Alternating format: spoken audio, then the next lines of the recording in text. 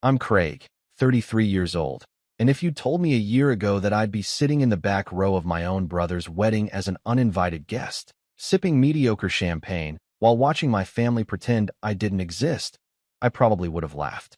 My brother and I were close once, not in the best friend kind of way, but in the quietly dependable sense. We didn't talk every day, but he always had my back. Or at least, I thought he did. Our family's not exactly rich, but we're not scraping by either. We grew up middle class in a quiet suburb, the kind of place where people mow their lawns at the same time every Sunday and argue over holiday lights in the HOA group chat. Our parents were the hard-working type, mom a nurse, dad a small business owner, and they raised us to believe in keeping our heads down, doing our work, and showing up for family. I took that to heart more than most, I think. Maybe too much. For most of my life, I was the quiet one in the family. Not shy, just more observant. While my brother Matt was the golden child, charismatic, athletic, always the center of attention, I was the one who people forgot to include in group photos. It never really bothered me. I had my own goals, my own path. I studied finance, worked long hours, took risks. The kind of stuff nobody really notices until it pays off. And recently, it did. I'd spent the better part of the last 5 years building a small investment firm from the ground up. Nothing flashy, just smart, patient moves. A few angel investments here and there, a well-timed acquisition, and suddenly I wasn't just Craig the accountant. I was Craig, the guy with real leverage. But no one in my family really knew that. Not because I was keeping secrets, but because they never asked. I learned early on that when I brought up my work, eyes glazed over. It wasn't flashy like Matt's job in marketing, and it didn't come with viral LinkedIn posts or destination conferences. My parents thought I still did tax stuff, and I didn't bother correcting them. What did it matter? Everything changed when Matt got engaged to Jasmine. Now, Jasmine, she's a presence. The kind of person who fills a room the moment she walks in, and not always in a good way. Think reality TV energy wrapped in a layer of passive-aggressive comments. She's beautiful, I'll give her that, tall, poised, with this effortless elegance that makes everyone else feel like they're trying too hard. But behind that smile is someone who's very aware of social status. And once the engagement was official, it became clear that Jasmine saw Matt's family as something she needed to fix. I remember the first time I met her. It was a Sunday brunch at my parents' place, casual, jeans and t-shirts kind of day. Jasmine showed up in a dress that looked like it belonged at a charity gala, wearing designer sunglasses indoors and holding a tiny dog in a purse. She hugged my mom like she was a child she'd just met at a country club. When she got to me, she blinked, smiled politely, and said, "Oh, you're Matt's brother." That was it. Not "nice to meet you." Not "I've heard so much." Just a polite nod and a clear dismissal. From that moment on, I was invisible to her. And slowly, that invisibility started to spread. Family dinners turned into couples nights, where I was the odd one out. Group chats about wedding planning were accidentally sent without me. And every time I showed up to something, Jasmine would give me that same polite smile, like I was a piece of furniture she couldn't quite move out of the room. It was subtle at first. Little things. A backhanded compliment here. A missed invite there. But it built up. The first real blow came during one of the wedding planning meetings at my parents' house. Jasmine was talking about photo aesthetics, how she wanted the pictures to feel elevated, timeless, like a Vogue editorial. She pulled out a mood board with smiling models and opulent venues and turned to me, saying, "No offense, Craig, but you probably wouldn't be comfortable in this kind of setting. It's very curated." I blinked. What does that mean? "Oh, nothing," she said with a laugh that didn't reach her eyes. "Just that the style's a bit upscale. I wouldn't want you to feel out of place." Matt didn't say anything, just sat there, eyes down, like maybe he agreed. That night, I went home and stared at my phone for 20 minutes, debating whether to text him, ask what that was about. But I didn't. I let it slide. Again, another week went by, and I got the official wedding invite in the mail. Except, there was no +1. No seating assignment. Just a generic card. Everyone else in the family got the full suite. Names engraved, RSVP cards, custom wax seals. Mine looked like a backup they printed at Staples. It stung more than I expected. Still, I showed up for the engagement party. Wore a nice suit, kept a smile on my face, made polite conversation. But Jasmine made a point of introducing me last every time. "This is Craig," she'd say, as if struggling to remember my name. Matt's brother. And then she'd pivot right back to someone more important. The final insult came 3 weeks before the wedding. It was a Tuesday. I was at work, in the middle of reviewing a contract, when I got a text from Matt. "Hey, can we talk?" I called him immediately, assuming something was wrong. He answered, voice tight. "Hey man. So, Jasmine's been thinking a lot about the guest list." I felt my stomach tighten. Okay. She's just worried about optics, you know? Her family's flying in from all over. They're high profile. A lot of important people. She doesn't want anything to feel off. Off. I repeated. Yeah. It's just, he hesitated. She thinks maybe it's best if you skip the wedding photos. Maybe even the ceremony. Just come to the after party. Less pressure that way. I couldn't speak for a second. It felt like someone had shoved all the air out of the room. "So I'm good enough for the after party?" I finally said. "Just not the part where people might see me?" "It's not like that," Matt said quickly. She thinks you might not fit the image she's going for." The image. That word stuck in my head like a thorn. I didn't yell. I didn't argue. I just said, "Noted," and hung up. I sat there for a long time afterward, just staring at my office window. Not because I was sad, but because something in me had shifted. All these years I tried to stay quiet, be the bigger person, let things slide.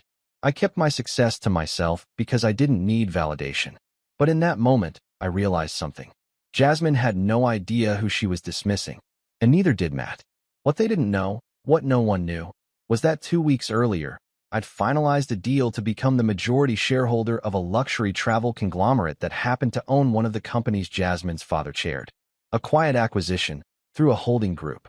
Nothing flashy, but enough that I now had a seat at the table. A very important seat. And suddenly, I wasn't just Matt's awkward older brother. I was someone Jasmine's entire family had a very real reason to notice. But I didn't say anything. Not yet. Because if they wanted me invisible, I was happy to let them pretend.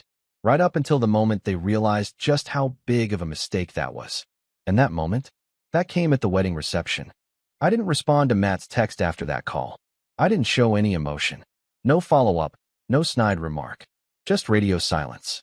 And that silence was apparently taken as agreement, because I didn't hear from him for a week, until our mom called. She didn't know the full story, of course. She never really did.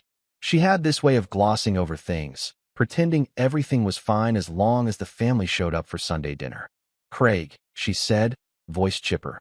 "Jasmine's finalizing the head count for the wedding dinner. You're still coming to the reception, right?" I didn't know what to say to that.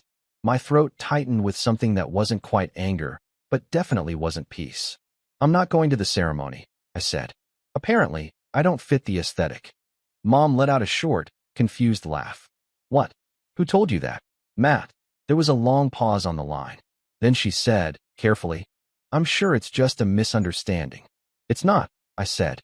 "He said Jasmine doesn't want me in the photos. Doesn't want me around her family." "That can't be right," she said. But her voice had already gone soft. I could tell she knew, or at least suspected. "Maybe you should call him again. Try to talk it out." I didn't, because there was nothing left to say. The next 2 weeks passed like a bad fever. I tried to stay focused on work.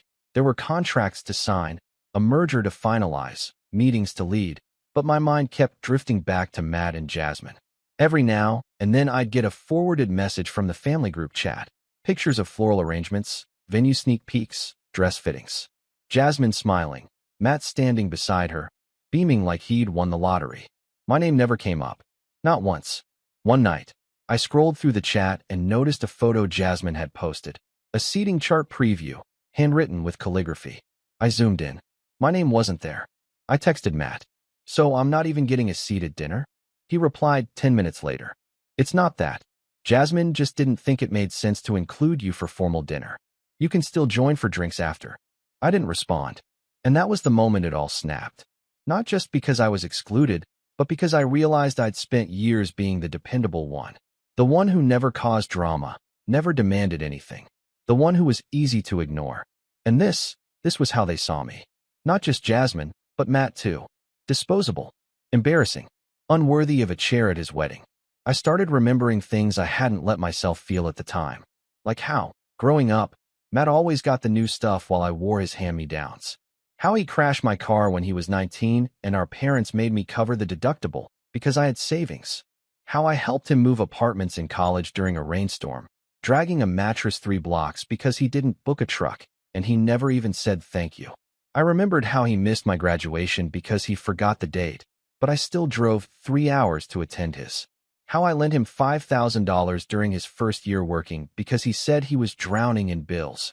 Money he never paid back, and I never brought up. Because that's what brothers do, right? They forgive.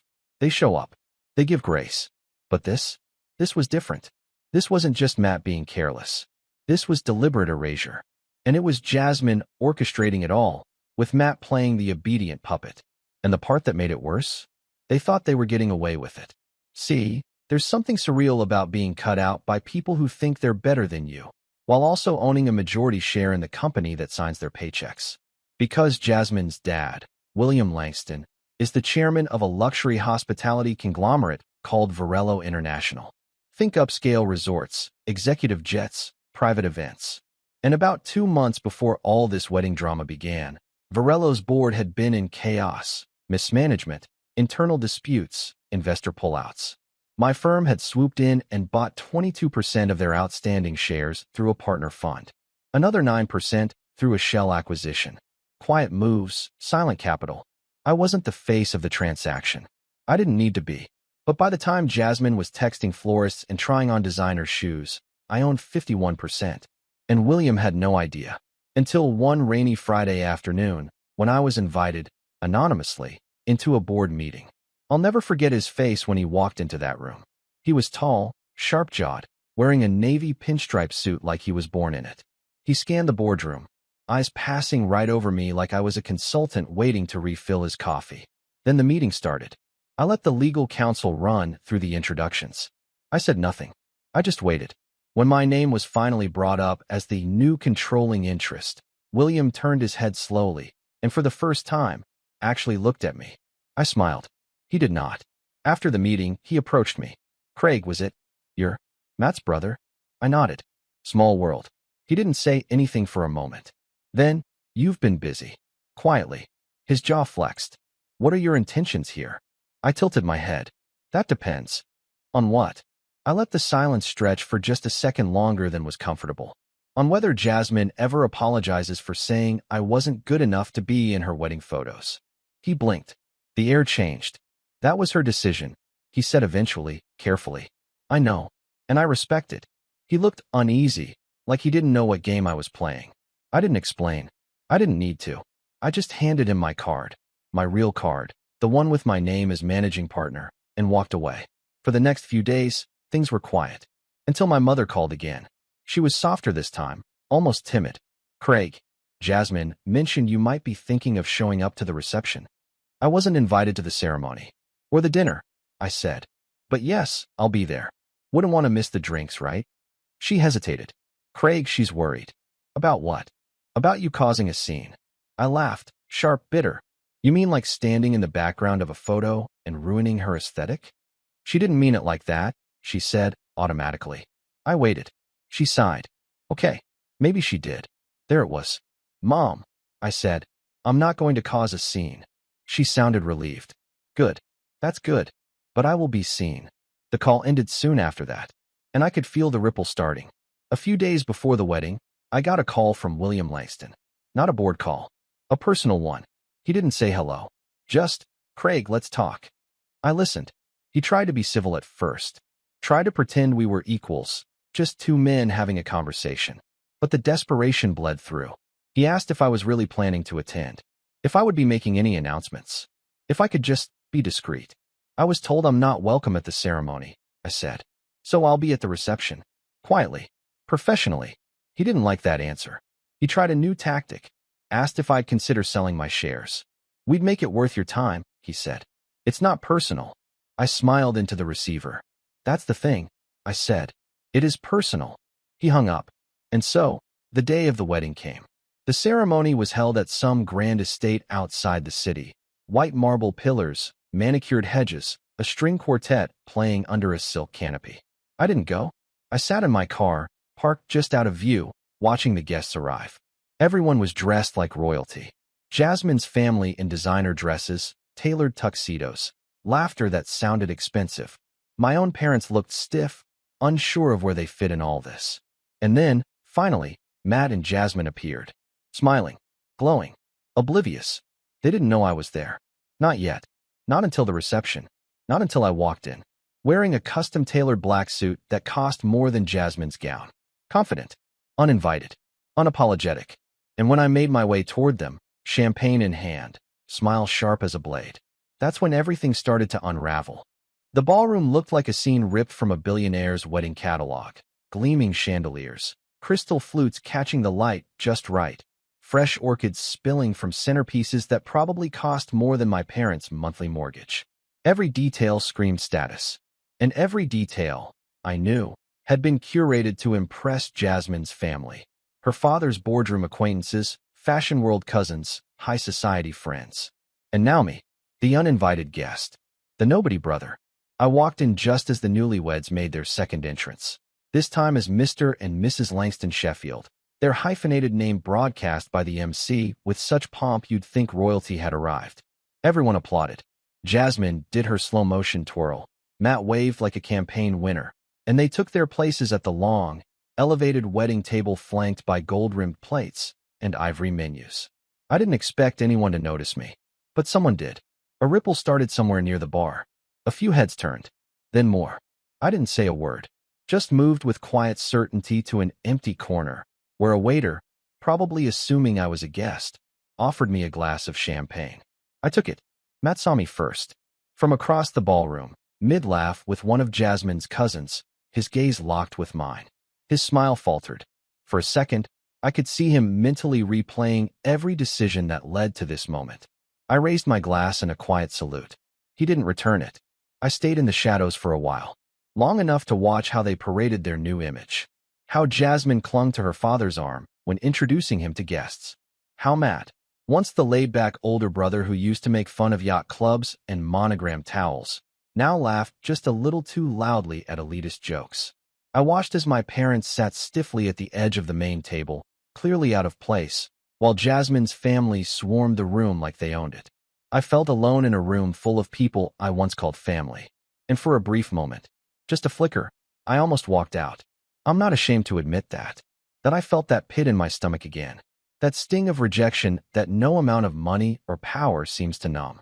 The voice in your head that whispers, see, you're not one of them. You never were. But then I caught sight of someone I didn't expect to see. My Aunt Marlene, my dad's sister, a fiery woman in her 60s who wore oversized glasses, chain-smoked like a French film director, and didn't believe in mincing words. She hadn't been around for most of the wedding festivities, lived out of state, had some kind of falling out years ago. But there she was, seated at a back table, her hair tied in a red scarf, watching everything with narrowed eyes. She spotted me, raised her glass, and mouthed, "You don't belong here." I smiled. For a second, I thought she meant it the same way Jasmine had. But then she nodded to the newlyweds, curled her lip in distaste, and mouthed again, "They don't know who you are." And that was the turning point. Not the public moment of revenge I'd been planning. Not some grand corporate reveal. Just that look. That silent confirmation that someone still saw me, still knew me, still remembered I wasn't always the background character. I nodded back, finished my champagne, and decided that tonight wasn't about them anymore. It was about me. I didn't need to interrupt their night to feel powerful. I didn't need to embarrass them in front of their polished guests. Because I'd already won. Quietly, elegantly, strategically. But before I tell you what I did do, let me back up. Let me tell you how I got here. Because none of this was overnight. Rebuilding myself, that took time. The lowest point wasn't that phone call from Matt. It wasn't even seeing my name omitted from the wedding chart. The worst moment, the real bottom, came 3 days after that board meeting with Jasmine's dad. After the silence. After the call from my mom. After the realization that I'd been written out of my own brother's life, like a character from a show who no longer fit the plot. It was a Tuesday. I'd taken the afternoon off under the excuse of back-to-back meetings. But the truth was I couldn't focus.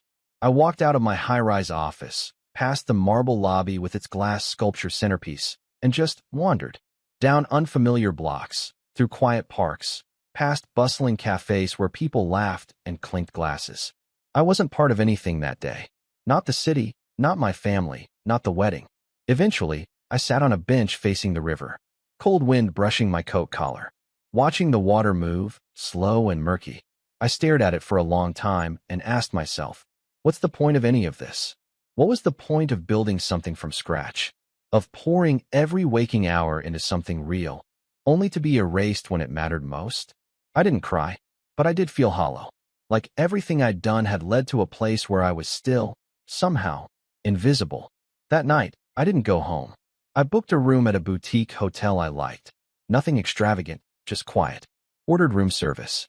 Put my phone on silent. And opened my laptop, not to answer emails, but to write something I hadn't written in years. A list of everything I'd built. Every deal. Every share. Every risk that paid off. And then, in another column, a list of everything I had allowed. Every time I'd been disrespected and said nothing. Every time I'd made myself small to keep the peace. Every time I'd let my brother walk away with more credit, more attention, more space. And when I looked at those lists side by side, something inside me shifted. I realized that my success had never been about being seen. It had been about proving something. To them. To myself. And that was the problem. Because the minute you build something just to prove you're worth loving, you hand all the power back to the people who refuse to see you. I closed the laptop, took a deep breath, and decided I wasn't doing that anymore. I wouldn't beg for a seat at anyone's table. I'd build my own table, with better lighting. Over the next few weeks, everything about my life stayed the same on the outside, but on the inside, I was sharpening. I got serious about taking care of myself, not out of vanity, but because I was tired of being dismissed. I hired a personal trainer, got a custom wardrobe, not flashy, but fitted, clean lines, understated wealth. I stopped wearing the slightly oversized suits that made me look like a math teacher at a funeral. I started networking again, not just business circles, but art galleries, philanthropic events, industry panels. I leaned into the power I already had, the empire I'd built while playing the background. And something surprising started to happen. People noticed. Doors opened. Conversations flowed. A partner at a major media firm reached out after seeing one of our investment projects. A political strategist asked if I'd ever considered joining a civic board. Even William Langston's executive assistant began responding to my emails with slightly more urgency. The world started treating me the way I had quietly wished my family would. And with every new meeting, every closed deal, every nod of recognition, I started letting go of the pain. Not forgiving, necessarily, but loosening my grip on it. It no longer controlled me. And when the wedding date finally rolled around, I was no longer the brother on the sidelines hoping to be invited in. I was the man whose absence would be noticed, which made my arrival even more powerful. So when I stepped into that ballroom, it wasn't to prove a point. It was a quiet declaration. You can ignore someone for years, diminish them, dismiss them, but you don't get to erase them from your story and expect silence, especially when they're holding the pen. And now, as I stood at the edge of the reception floor, one final glass of champagne in hand, I watched as Jasmine whispered something to Matt, her face suddenly tense, eyes darting toward me. He turned, pale and tight-lipped. I waited, because the moment was coming. Not the climax. Not yet. But the tremor. The crack in the mirror. Matt's eyes followed me as I walked through the reception like I belonged there. Which, technically, I didn't. But that didn't matter. I wasn't here as a guest. I wasn't even here as a brother. I was here as the mirror they'd tried to avoid. Jasmine noticed me seconds after Matt did. She was mid-toast with one of her diamond-draped aunts when her eyes flicked toward me. I saw the instant panic. Her mouth froze on a smile that didn't finish. Then she leaned into Matt, whispering urgently. Matt glanced again, as if he needed to confirm I was still there. And I was. Calm. Composed. Quietly sipping champagne from a glass that probably cost more than the suit I used to wear to family Thanksgivings. They didn't move right away. Maybe they were hoping I'd walk out on my own. That I'd seen enough, felt ashamed enough, to slip back into the shadows I apparently belonged to. But this wasn't that story. I wasn't the invisible brother anymore. And I wasn't going anywhere. A few minutes later, I saw Matt heading toward me. Not with the usual smile, or even that stiff, fake brotherly warmth he'd worn at the last couple of family events. He looked cautious, like someone approaching a loose wire and praying it wasn't live. "Craig," he said, hands in his pockets. "You're here." "Sharp observation," I said, casually sipping. "Congratulations, by the way. Beautiful ceremony, from what I heard." He glanced around, lowering his voice. I thought we talked about this. You told me I wasn't welcome at the ceremony, I said. You said Jasmine didn't want me in the pictures. He looked uncomfortable. Yeah, but we agreed. No, I interrupted. You decided. I stayed quiet. Matt looked over his shoulder, probably checking if Jasmine was watching. She was. I could see her pretending not to be, her attention locked on a conversation she clearly wasn't following. You've got to understand, man, Matt said. This wedding, her family's huge. There's press. Photos. Her dad's business people. She just wanted it to look a certain way. I smiled. Yeah, I get that. He sighed in relief. But what she doesn't know, I added, is that I own that business. His smile froze. Come again. I stepped in slightly closer, not enough to cause a scene, just enough for the words to be for him and him alone. Varello International. Your father-in-law's crown jewel. I'm the majority shareholder now. Matt blinked like I'd just spoken another language. No, you're not. You're joking. You sure? I raised an eyebrow. Because I was at the last board meeting. Sat across from William Langston himself. He didn't look thrilled. Matt's face went pale. He didn't say anything for several long beats. I let the silence thicken. Let the reality sink in. Let it sting. Then I patted his shoulder. You've got a lovely evening ahead. Enjoy it. And I walked away. But that wasn't the revenge. Not yet. That moment, that was the seed. What came next was the harvest. After that reception, I knew two things for certain. Jasmine's family valued image more than integrity, and my brother had lost his backbone somewhere between proposal and honeymoon planning. I could have gone nuclear right then. Made a toast. Revealed everything. Public humiliation, front and center. But I didn't want a spectacle. I wanted consequences. So I started digging deeper. You'd be surprised how many layers sit between a wealthy family's image and their reality. And Jasmine's family? They were a house of cards disguised as a castle. Her father, William Langston, had positioned himself as a titan in luxury hospitality, but his empire was fraying at the edges. Debt hidden behind shell companies. Lawsuits buried in quiet settlements. Executive reshuffles every 6 months. And now, thanks to a few timely acquisitions, I held the strings. But it wasn't just about power. It was about control. So I called a few people. Old colleagues. Industry insiders. A journalist I'd helped once who owed me a favor. And a compliance investigator I knew through a quiet deal we'd done for a merger audit. I didn't even have to ask for dirt. It came to me. Turns out, Jasmine's father had been pushing for a new executive contract.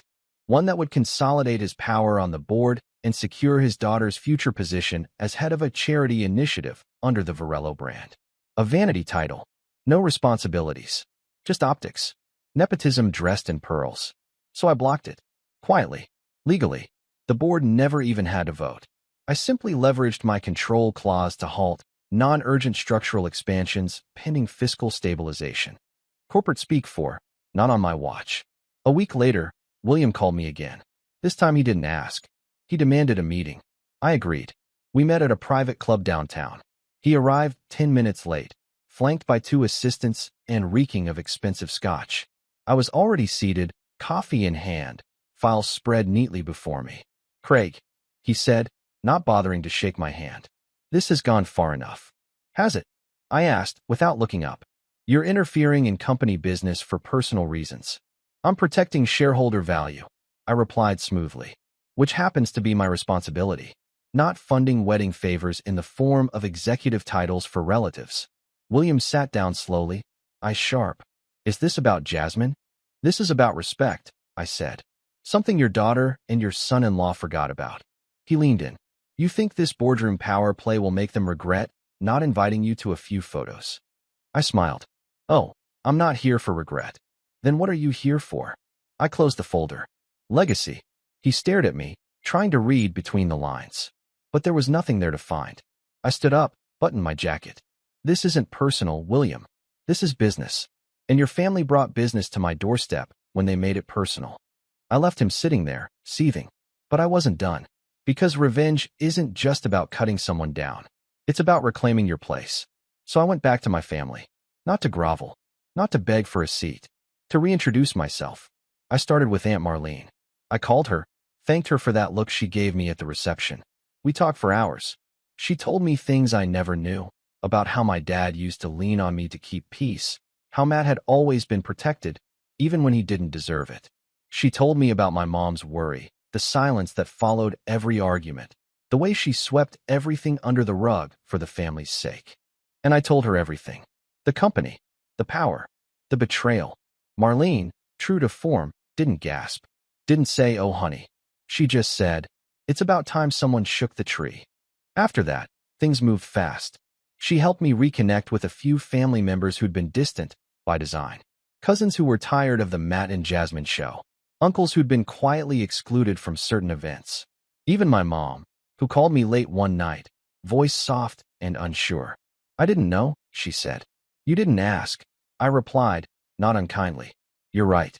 That meant more than I expected. And little by little, the family dynamic shifted. Not all at once. Not with fireworks. But in subtle, powerful ways. Like when a cousin invited me to a reunion without adding, "I don't know if Jasmine would be okay with it." Or when my mom stopped making excuses for Matt and started saying, "That was wrong. He shouldn't have done that to you." Or when my dad, silent for weeks, sent me a text that simply said, "You've always been the strong one. I just didn't see it." No apology, but acknowledgement. And somehow that was enough. Meanwhile, the Langstons were unraveling. Jasmine's charity initiative was quietly shelved. Rumors started surfacing, nothing scandalous, just the kind of whispers that keep donors from signing checks. William's position on the board became shakier. And Jasmine? She found herself on the outside of the very circles she'd tried to climb into. Not because of me directly, but because she forgot something important. When you treat people like they don't belong, sometimes they buy the whole building. And now? Now it was time to collect. It took exactly 93 days from the night of the wedding reception to the moment I got the call I'd been waiting for. I was in my office, sipping an espresso from the same machine Jasmine had once mocked me for. "You still drink that stuff from a capsule?" She'd laughed at a brunch once, waving her manicured hand like she was allergic to budget appliances. I didn't reply then. But that morning, I smiled as the bitter scent filled the room. The call came from Varello's vice president of finance. His tone was professional but strained, like a man trying to deliver bad news wrapped in legalese. "Craig," he said, "we've had another round of board restructuring requests from Mr. Langston. There's some pushback." I already knew. I'd arranged the pushback. "I understand," I said mildly. "What's the situation?" "Well," he paused. "Given the lack of confidence from the shareholders, the compliance issues under audit, and recent financial turbulence, there's movement for a leadership transition." There it was. The bloodless coup. "What are the board's expectations?" I asked, knowing full well what the answer would be. "They'd like you to step in as interim chairman." I leaned back in my chair. "Let that settle in." "I accept." What followed in the next 2 weeks was methodical and surgical. A series of memos drafted by the legal team. Internal communications drafted with neutral language, strategic realignment, leadership optimization, temporary restructure pending board review. William Langston was removed from day-to-day operations. His access to key financials suspended pending audit. His executive assistant reassigned. It wasn't a scandal. It wasn't a headline. Just a quiet dissent. The kind reserved for men who overplayed their hand and underestimated the quiet players. And Jasmine? Well, let's talk about Jasmine. She didn't notice the shift at first. But then the invitations started drying up. Her gala appearances were quietly unlisted. Magazine features that had once spotlighted her visionary, charity work now moved on to newer names. Her PR team stopped returning calls. And donors who once wrote six-figure checks began ghosting her events, citing conflicts. The real blow came when Varello announced the dissolution of the Langston Initiative for Global Luxury Philanthropy. That vanity project of hers that had been set to launch with a 5-star gala in Milan? Gone. I didn't even have to lift a pen for that part. The finance committee axed it themselves under the new efficiency directive. She tried to save it. Publicly posted on social media about how heartbroken she was, how unforeseen internal changes had delayed the vision. The post was full of glowing words and filtered selfies from the Tuscany trip she took with Matt. I noticed the comments dwindled. The likes were slower. And then, quietly, the post vanished. I didn't need to see it go viral. I just needed her to know it failed. And I needed her to ask herself why. Matt reached out, finally, about 2 months into my new role. He sent a message first. Not a call. Not even a real apology. Hey, I know things have been tense. Any chance we can grab coffee? I stared at the screen for a while. Then, curiosity winning out, I agreed. We met at a neutral cafe downtown. Quiet. No cameras. No family. He looked worn. Not in a dramatic way, but subtly. Like someone whose world had shifted just slightly off axis. The confident grin he used to wear now came with an edge of self-awareness. A little too practiced. A little too forced. Craig, he said, pulling me into a hug I didn't return. Man, it's been a ride, huh? Something like that. We sat. He didn't order anything. He jumped right in. Look, I've been thinking about everything that went down. And I just wanted to say, I didn't handle things the best way. That's an understatement, I said. He swallowed. Yeah, fair. You didn't just exclude me, I continued. You disrespected me. You stood by while your wife made me feel like a footnote in our own family. I didn't know. You knew. I cut him off. Calm, but firm. You just didn't care enough to do anything. He went quiet. For a while, neither of us spoke. Then he said, I didn't realize how far you'd come. What you built. I thought you were just still doing your finance thing. Low-key. That's the thing, Matt. You never asked. You never cared. He looked away. Jasmine said you made her uncomfortable. That you didn't fit the look she was going for. I laughed. And you agreed. He didn't deny it. Look, he said finally. I know things are complicated between us. But we're still brothers. Are we? That landed. He looked down, tapping his fingers against the table. Can we fix it? I took a breath. Not because I needed time to think, but because I wanted to make the silence mean something. I don't know, I said honestly. Trust isn't a light switch. And I'm not going to pretend this didn't change things. But, he asked, hopeful. But I'm open, I said. To something new? Maybe. He nodded. It wasn't forgiveness. Not yet. But it was a start. He stood. Thanks for meeting me. I stood too. Matt. Yeah. If you ever marry someone again, make sure you don't disappear in the process. He gave a small, sad smile. Noted. As for Jasmine, we never spoke again. I saw her once more, though. It was at an industry event I hosted as part of Varello's new direction, focused on sustainable luxury and authentic branding. A quiet, tasteful affair. No flash. Just substance. She showed up with her father, clinging to the edge of the crowd like someone trying to reclaim space she no longer owned. She didn't come over, but she watched me. And for once, I let her. Because this time, I wasn't invisible. This time, I stood exactly where I was meant to be. At the center. Calm. Confident. Unapologetic. And as the night wound down, as I stepped up to give closing remarks and saw my parents in the audience, Mom beaming, Dad clapping, Aunt Marlene giving me that same proud nod, I realized something. Revenge wasn't loud. It wasn't petty. It wasn't about making a scene. It was about reclaiming your story. Quietly. Strategically. With grace.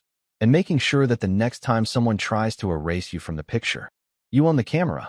They told me I didn't belong in the photo, so I bought the frame, the gallery, and the building it hangs in.